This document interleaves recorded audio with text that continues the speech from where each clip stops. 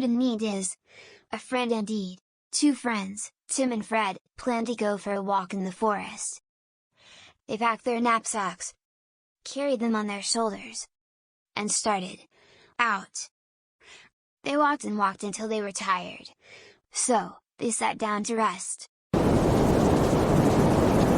Suddenly, they heard a noise. Then, they saw a big bear. They were frightened and started to run away. The big bear ran after them. He got nearer and nearer. Tim saw a low branch hanging from a tree. He quickly climbed on top of the tree. He didn't think about his friend Fred. Fred was not fast. He could not climb the tree. The bear was right behind him. Fred was very frightened now. He fell on the ground. The bear found him face down on the ground, not breathing. The bear put his nose near Fred's ear, then he sniffed and sniffed. He wanted to know whether Fred was dead or not. Then, he finally stopped sniffing. The bear decided that Fred was dead. Bears do not touch dead meat. So, he went away.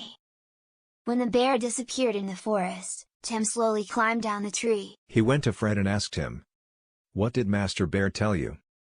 Fred was angry. He looked at Tim and said, "Tim, you put me in danger. I was so scared. Moreover, Mr. Bear told me that he saw you and wanted to eat you because he thought you had a delicious meat." Tim was so surprised. The boy was shocked by what Fred said. So, the angry boy said to Tim, "I forgot to let you know what Master Bear told me too. He advised me not to be alive a fake friend, who leaves you in the time of the danger. He asked me to keep away from friends like you."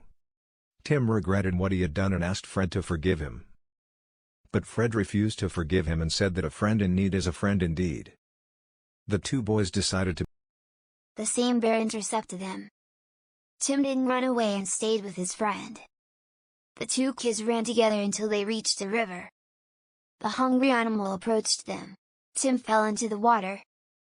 Unlucky, the poor boy wasn't good at swimming.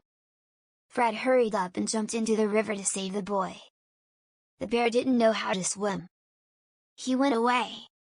Fred carried his friend from the river. Tim understood that his friend saved him, but he didn't. He thanked him. Tim started crying. Fred forgave him and they became friends.